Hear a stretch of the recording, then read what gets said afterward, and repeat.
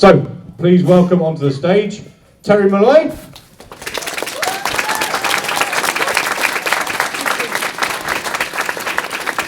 Camille Coduri.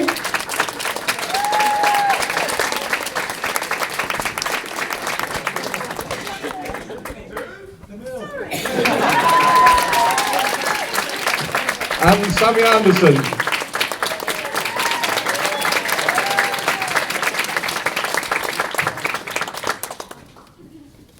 Dramatic entrance, is that what it was? Yeah. Okay, so hands nice up in the air, and someone will come to you with a roaming mic, get them questions asked. Yeah, you've got to sit like that for the whole time now, Terry. Yeah, both of them. So, first question, anyone? No? Thanks very much for coming. We'll see you again next time. Been really good, lovely. Bless you, Cardiff, yeah. Yes, sir, the doctor. Hi, this is for Samuel Anderson. How soon did you find out when you got the job that you were going to get killed off in the series finale? And how was your reaction? I actually found out when I got the final script, and I cried. When I found out I got the job, I was told that I'd be in an ep and he may be a recurring character. They keep us in the dark too. When you got the job? Tears of joy. No, I honestly thought I'd be in one ep and that would be an in and out. I was chuffed, but I had no idea it would be 7 or 8 eps. But this is a good example of how in the dark they keep us. When we did the read-through for the last 2, and then we're bringing Missy back as the master. Everyone sat around the desk at the read-through with their name and the character name. And Michelle was sat there with no name and no character name, but reading the part in the script that says Missy. So, yeah, they're very secretive. Not just with you guys, with all of us.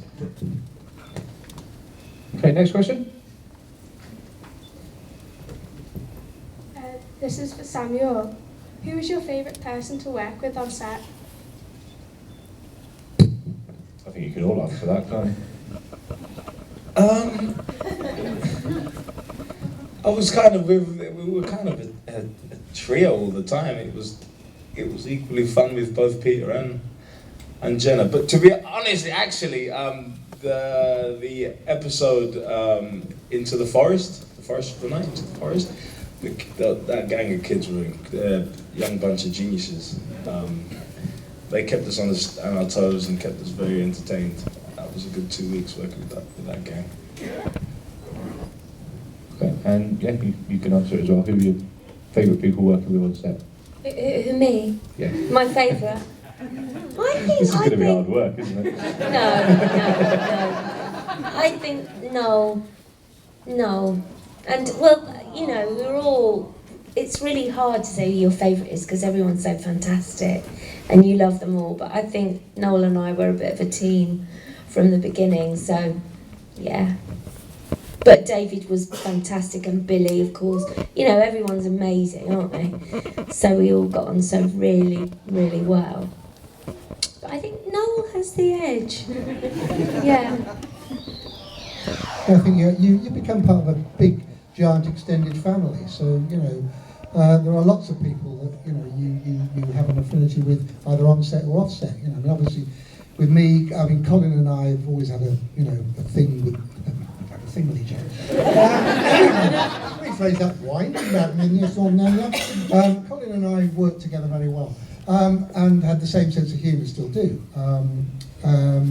But yeah, I mean, certainly on the circuit right now, you know, there's people you may not have worked with, and in fact, Nicola, Brian and I are great friends for years. We never worked together until just recently on a Big Finish audio, you know, and.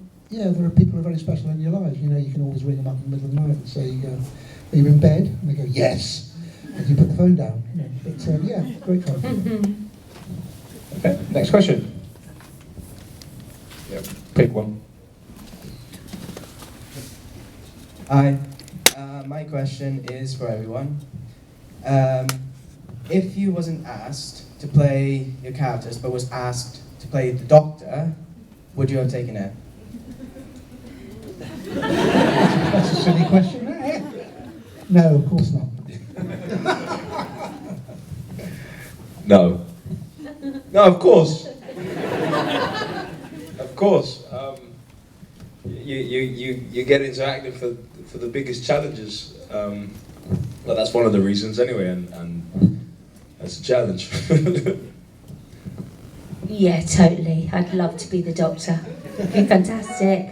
I want a big fat long coat, a really nice hat. Yeah, loved. Yeah, too right, yeah. I mean, at one point, I was talking to JNT when he was around, you know, and I said, you do realise that Davros is the dark side of the Doctor. I mean, he ought to come back as the Doctor at some point. And he said, yeah, well, we've got Sylvester McCoy, so hard luck. Okay, next one. Not including the doctors that you've worked with, who's your favourite Doctor? I think your favourite Doctor's always the one you started with, that you started watching. I mean, I know I don't look it, but I was actually 16 when the whole series started. So for me, it was, you know, Troughton and Hartnell.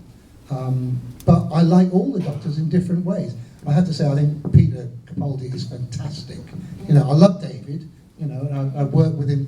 In fact, I didn't realise that I'd worked with him when we met. He sort of said, Terry, it's so long since we worked together. I'm going, really? Yeah. He was on a radio play years before when he was on a radio rep, you know, and I'd forgotten about it, he hadn't. But no, I think Capaldi is just such a good actor, and he's bringing so much of the quality of all the other Doctors in that I'm just thoroughly enjoying watching him work. It's a real pleasure to watch him work. I've had the pleasure of getting drunk with Matt once or twice. We're like have a History Boys background, so that's a special place in my heart, the History Boys. So I'll give him that badge. And I know him outside of Doctor Who is a top boy.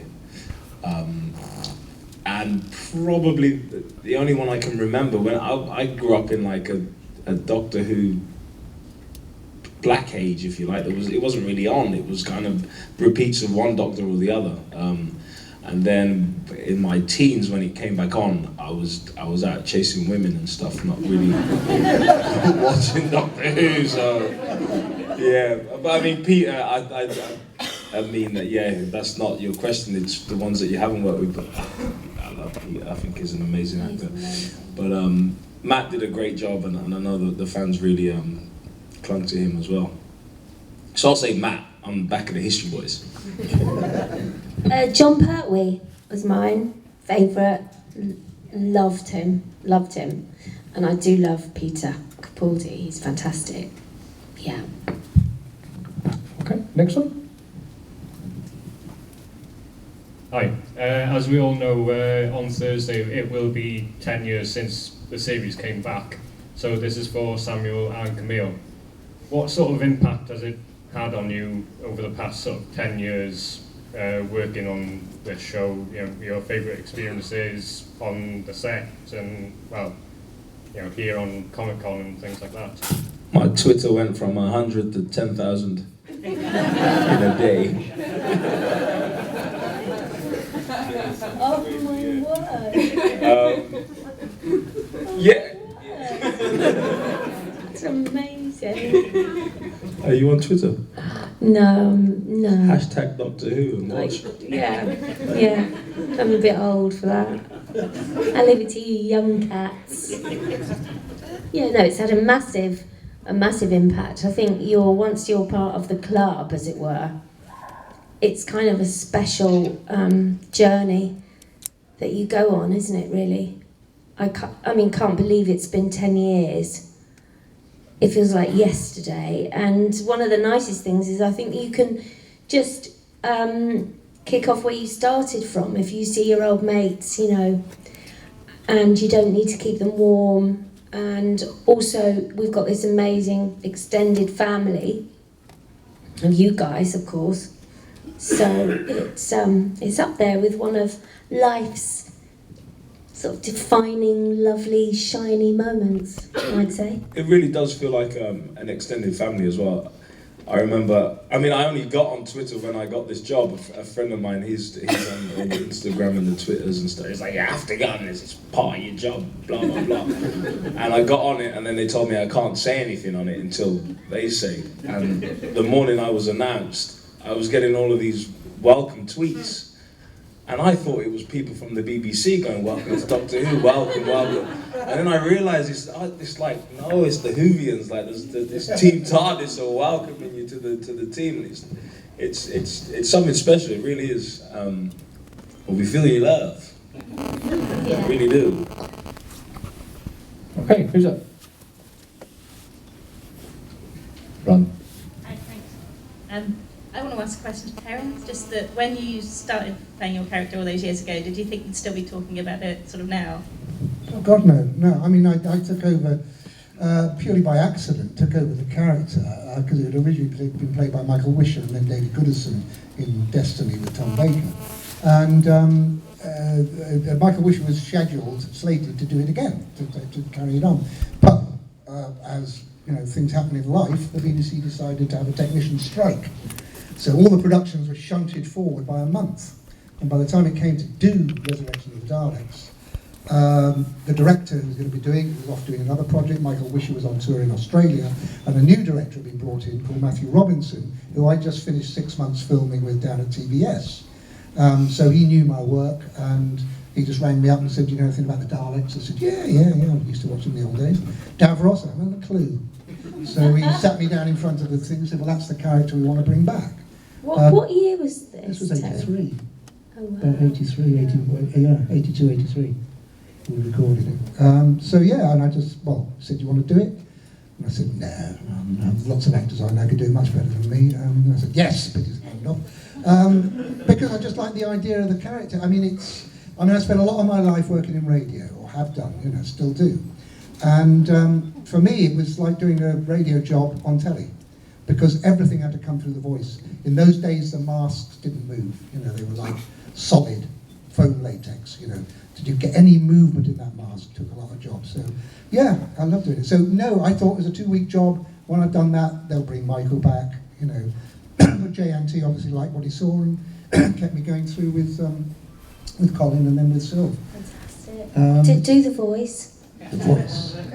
Well, the voice is actually made by the mask, because the mask is so heavy. You have to talk in a very particular way to get your voice through the mask, to actually get any movement in the mask. So you get that staccato beginning, and then you bring it down in tone. You bring in some of the psychosis. Davros appears and the Doctor must be exterminated. Yay!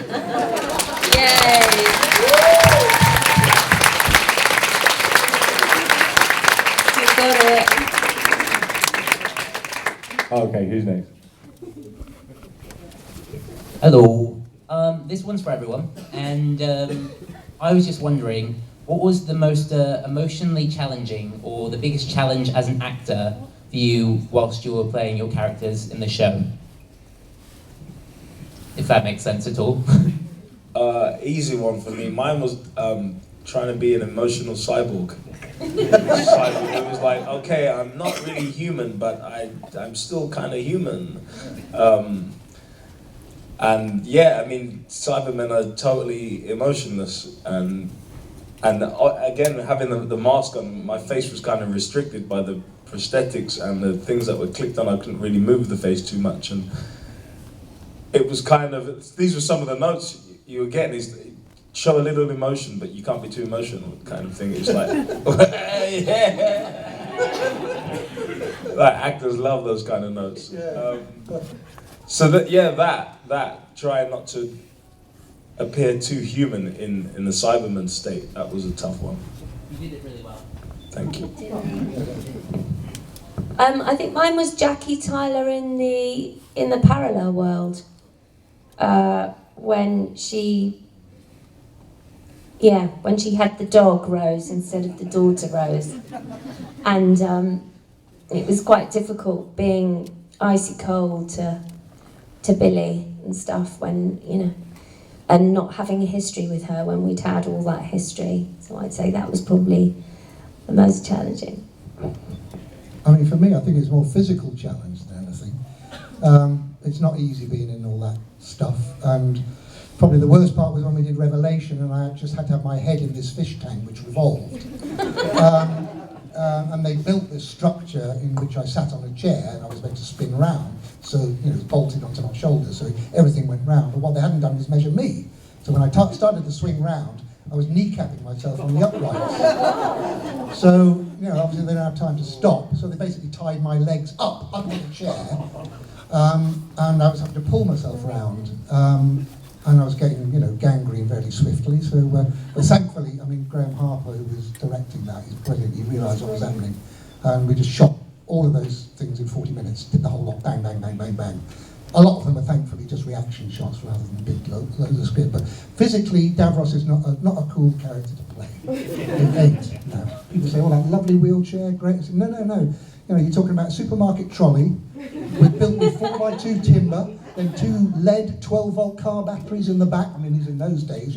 Then you cut a hole and say, drag it along with your toes. Fred Flintstone. Did you get paid extra for that? I got the strongest toes in Europe. So were you disappointed then when they didn't ask you back to be, David's Davros? I'd love to have done it, but I took it over from someone else, and that was in their remit to pass it on, and Davros has got to go forward, like the Doctor regenerates, Davros is going to move forward as well. I still do it on Big Finish, and carry on. I've done it 15 times on Big Finish, Big Finish audios. So I'm still with the character. It's one of those, albatrosses around my neck, which I carry around, but I love. Speaking about the discomfort in the costumes, I seriously have to take my hat off to the guys that support and do the Cyber Men. It's a shake. And funnily enough, they designed. I was telling someone downstairs when they designed the suit, they had a left-handed model to kind of build it around. We were all right-handed, but when you try it on, for 10 minutes, it's fine. It's like, yeah, it's a bit tight, but it's fine. After an hour, you really notice that subtle difference in the size of your left arm. Because we were all like, why is my right arm gone numb? And everyone's there taking little breaks. Like, can you hold my arm up for me, please? Hold my arm up. Did you secretly do a little dance when you knew you were going to wear a Cyberman costume? They did film me doing a robot dance. It's out there somewhere. I did the whole Brilliant. But that was short-lived. The celebration was over after the first 20 minutes. Okay, next question then.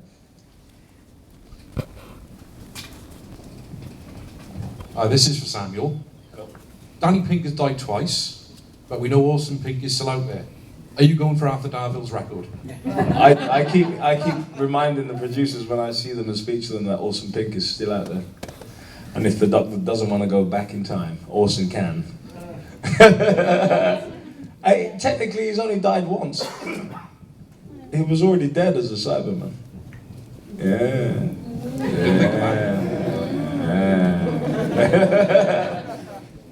Cheers. So what was the second half? Am I after Rory's record? Yeah. I wouldn't mind. Rory's died. Well, records are there to be broken, and if I can help. I think we'd all like to see him back. Next up. Hi. What did you think of the decision to change the gender of the Master rather than use it as an opportunity to bring back the Rani?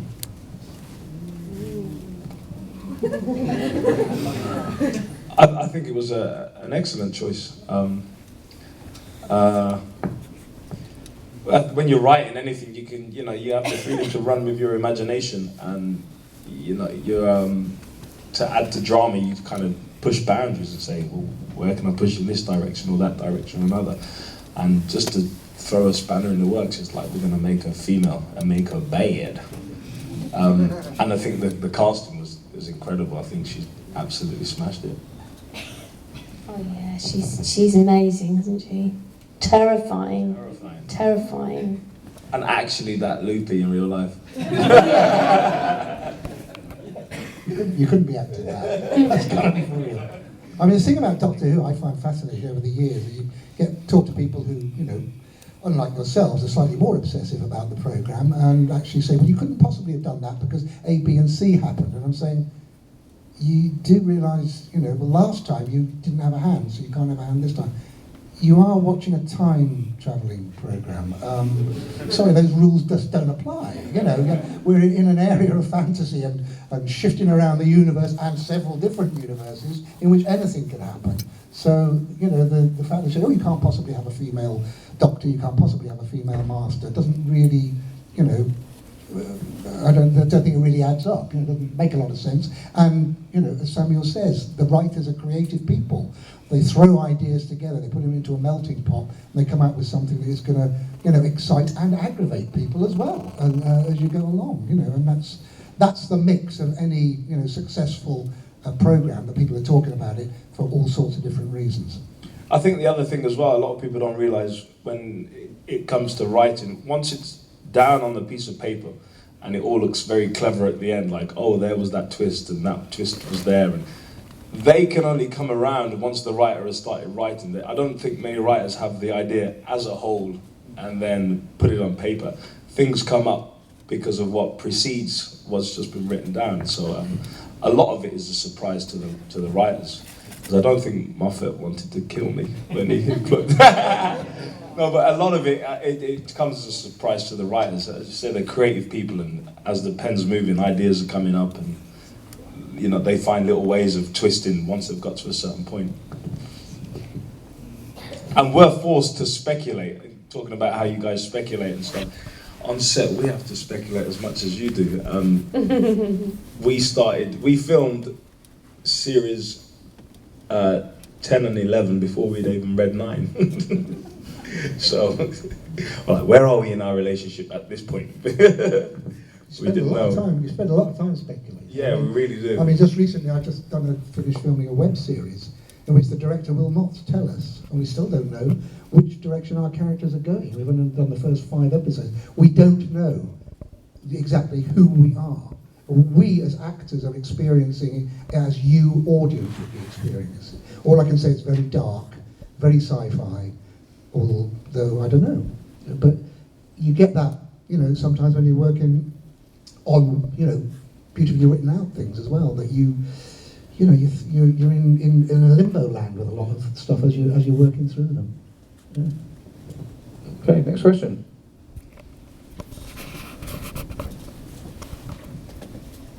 If you could travel anywhere in time and space with the Doctor, where would you go and why? I'd go to Harlem in the 40s, check out Charlie Parker. I mean, I've thought about going to the future, but I think he's the most futuristic you're gonna get. Yeah, just to see him and Louis Armstrong and them guys down at Dizzy's or down at the Savoy. Oh, happy days. I think I'd go back to the Globe Theatre and watch a Shakespeare production done as Shakespeare wanted it doing. Wow. I think I'd go back to the 60s, because seemed like a laugh. Well, if you can remember, you weren't there.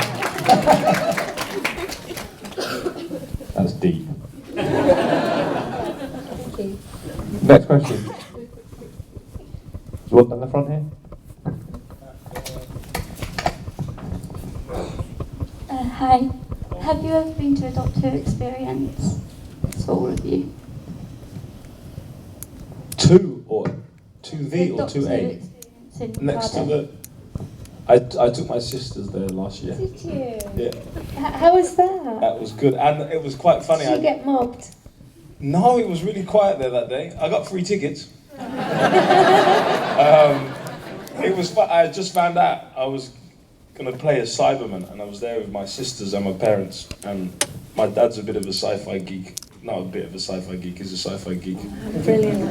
And we got upstairs where the Cyberman statues are, and he was like, Samuel, these are bad, you know. When I was a kid, you know, Saturday night, I'd always hiding behind the sofa thinking, I'm not going to watch next week. Yeah, I am, I'm going. And I was just smiling to myself in my head like, I'm going to be a Cyberman next week. And here was him waxing lyrical about the baddest, the best baddest of all of them. And he didn't know, so he didn't know. I didn't tell him, I just smiled and thought, you wait and see, I've got a surprise cool for is you. that? And what was he like when you told him, or when you saw it? Or... Sammy, he called me out. How did you keep that from me? Easy. That's fantastic. You're such a pro. I would have told everybody. It's quite funny actually. There's a game on the phone, and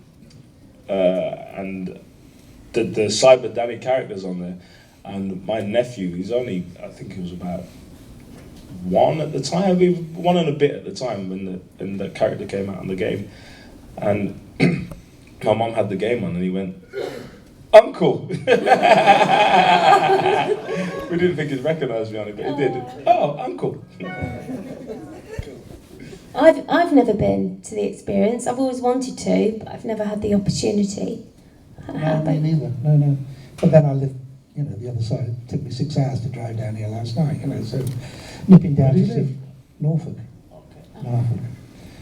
Yeah, no, it's you know, yeah, I'd like to see it because they kind of got it right now. I mean, in my day, you know, they hoik everything out of the studio, or some bits of it out of the studio, and send it up to Blackpool and sit in a dusty room for a couple of months until they decided to use it again. But it wasn't the full-on, you know, heads-on stuff that they got now, which is, I think, a lot better. But yeah, it's really cool. Yeah. If you're a Doctor Who fan, just check it out. It's really cool.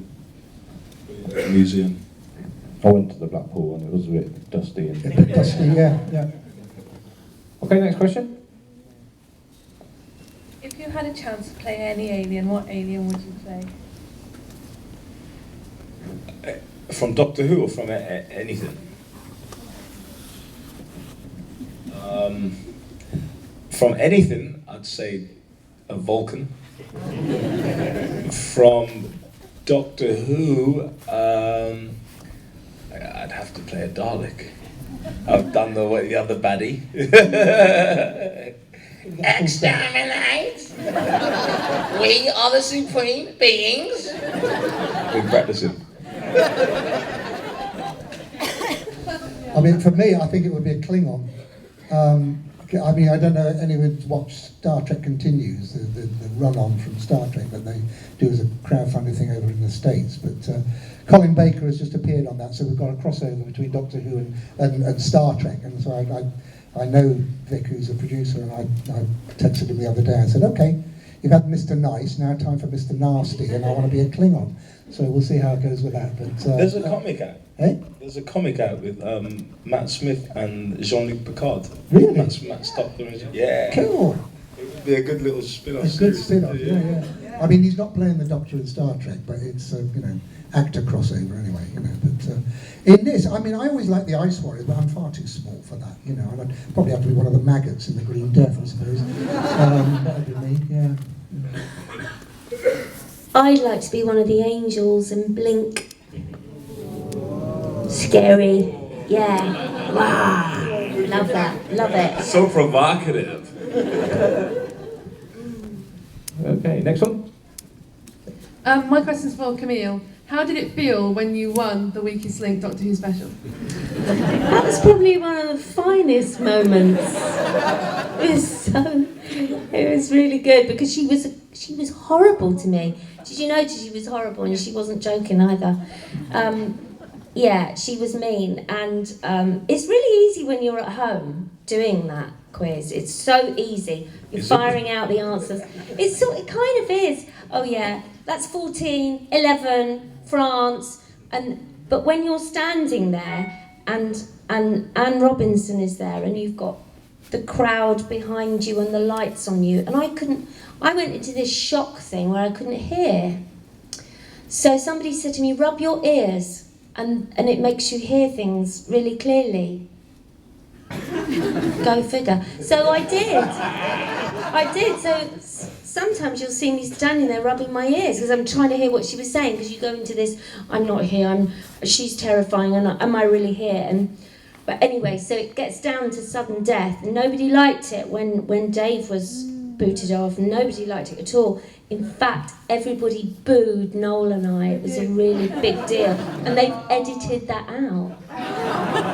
So it's, you don't, because it was really like, whoa, whoa, awful, they hated us. But yeah, it was a special moment. I thought Noel was going to get it. And the thing is, that last question about the ancient Oriental guru, I can't remember what it was now, I'm awful.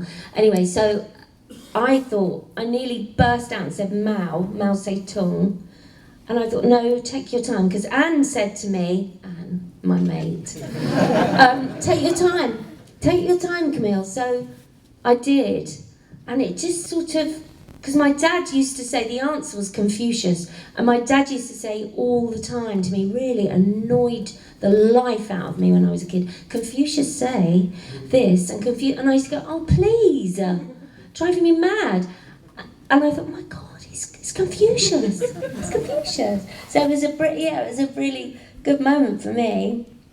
Yeah, lovely. Yeah, absolutely brilliant. Can I change my alien from maggot to Anne Robinson? Yeah. Okay, next one. This is for Terry. Out of the Big Finish audios, which is your favourite one that you did?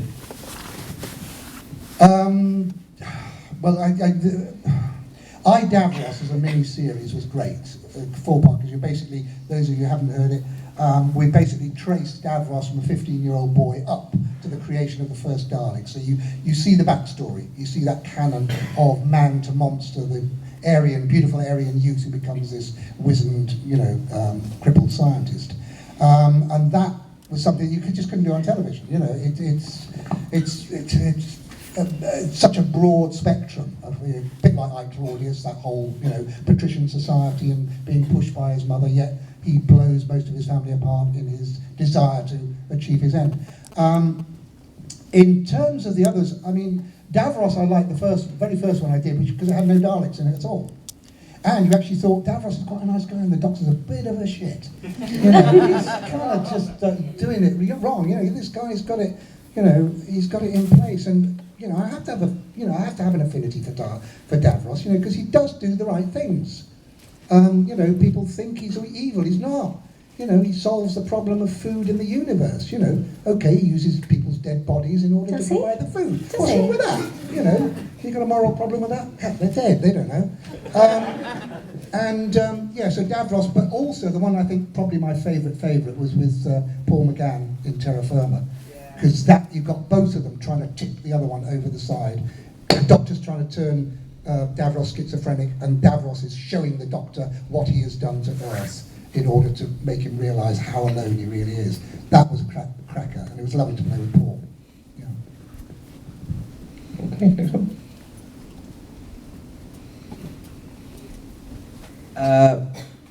This question is for everyone. Obviously you mentioned that David was a good doctor, Peter's a good doctor, Matt's a good doctor, the old doctors were good doctors. One of the doctors that I really enjoyed watching and hoped that he stayed longer was Christopher Eccleston. What was he? Do you reckon he should have stayed longer? And what was he like in person?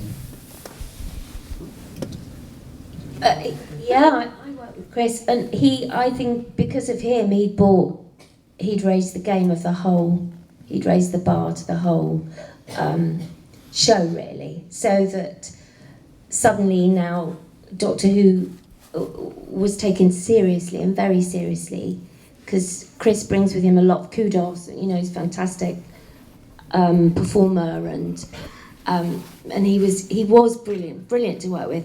I think, it would have been fantastic if he'd have stayed longer. That would have been lovely. And it was a surprise that he was going. But in a way, it kind of got the ball rolling for more excitement. Who's going to be the next one, and so on. So you know, it is what it is. Yeah. I mean, I was delighted when Eccleston got it, and I thought it was superb. And certainly that episode of Dalek, when he first sees the Dalek and the Dalek speak, the real fear in his eyes was terrific. I mean, as an actor, it was just a whoa moment, you know. And funnily enough, he was wearing the costume that Colin Baker wanted to wear, but John Nathan Turner made him wear this strange, multicoloured, you know, Joseph's amazing Technicolor Dreamcoat instead. But no, Colin wanted black leather, you know. But no, he bridged that gap from the classic to the new very well. Brilliant. It re-explained the Doctor to a lot of people. You know, welcomed kids back behind the sofa to be safe with the Doctor. You know, which a whole generation like Samuel had missed having a Doctor alongside them in the scary times. And no, he was terrific. And I think, as Camille says, the fact that he stopped when he did was probably a really good thing. It was like a catapult point into the next bit. He did say to me once, we were on set, where were we? Oh, I wish I could remember where it was. In a corridor somewhere. I can't remember what the episode was. I said, I think you're fantastic. You're fantastic. He went, I'm having trouble with the alien side. The alien side of him. I don't know if I've, you know, got him right. I said, oh, no, you have. You have. Isn't that weird? Yeah. I never met him, but I mean, he went out like a rock star, you know. I love That's that. what I remember him as, like, I'll get another job. Yeah, Doctor Who, I'll get another job. It's like, you rock. Yeah, great. Great. Okay, next one. Hi, this is a question for all three of you. What was your favourite scene from your time working on Doctor Who? I think one of my favourite scenes was where we were trying to expand Davros from just being a ranting Hitler. And in Revelation, there was a lot of humour starting to feed in. And there was a lovely moment between Colin and myself when Davros explains that he's you know, feeding the universe by using dead bodies on this Necros, this funeral planet. And the Doctor says to Davros, you know, you mean to tell me you didn't explain to the relatives that you were feeding their bodies of your relatives to other people? And Davros says, certainly not. That would have created what I believe is termed consumer resistance. It's a lovely moment. It's just, you know, one of those black humour moments. Yeah. Mine was the graveyard scene in the final ep. We ran that without any cuts a few times. It brought a lot of theatrical elements to performing. You had to know your lines, and it was a brilliant crescendo. And I'd always wanted to do a drill sergeant speech. I'd been practicing my gladiator voice and stuff. Father to a murdered son, husband to a murdered wife, and I will have my revenge. So I got to do the whole. Look at you, miserable lot. That was, and just it was like there was a moment where it was just myself and Jenna waiting, and the times when the camera wasn't off us, we could just watch Michelle and Peter go at it, and it was just like oh shit, it's happening, quick, concentrate. It was like, so yeah, that was good. TV and theatre in one. I think for me, David's first day, which was the scene where he's better after being ill and he comes out in his pyjamas and the Prime Minister's there, and Mickey and Rose and I and the Doctor are there, and it's that whole thing. It's Christmas Invasion. Don't you think she looks tired? We were having such a laugh. We had such a laugh, and I loved that scene. And then on a par with that was the scene with Noel and I did, throwing all the pickles and the pickled onion juice over the... What's that monster called? Slitheen. That's it. Slitheen. That was brilliant fun. Loved doing that. Loved it. Only with pickled onions. Hello. Hello. My question was almost the same. The best episode of Doctor Who. You don't have to be a part of it, but best episode. Well, from the classic series, I mean, I think From both of them, yeah. I mean, I will give you two. One from the classic series, which I think was The Green Death. I just loved that that's the one with the maggots. Just in case you didn't know. And from the new series, well, there are two actually from the new series, Blink, but also The Empty Child. Because I was scared, I was terrified. I couldn't watch the second half of it for about a month because I thought it was going to be horrid. You know, I just said, no, I'm not going to watch it. No. Are You My Mummy? Are You My Mummy? Oh no.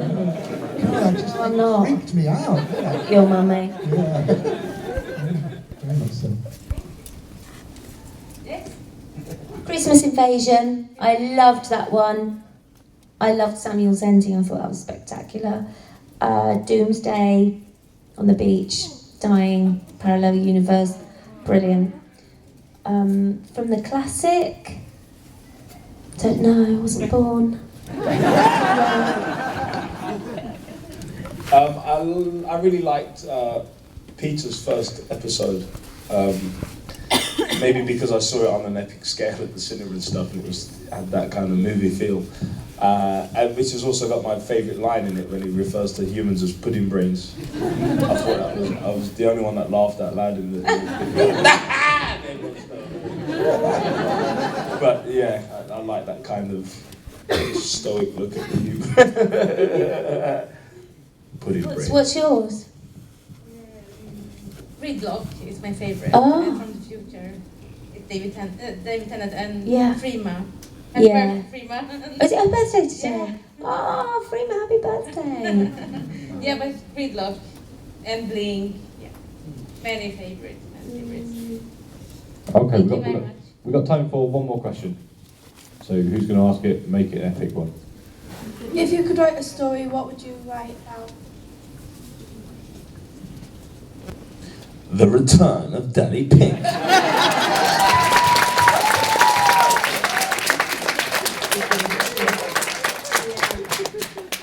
Great.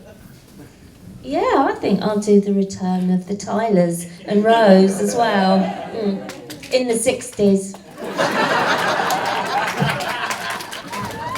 You're too young. I would like to do an episode where the Doctor's just getting too uppity and he actually requires a trio of Davrai to come and sort him out. So you get David Goodison and me and Julian Bleach all taking him on at once from different time zones. Brilliant. Yeah? Brilliant. Okay, that is all we got time for. So put your hands together once more for Terry, Camille and Samuel.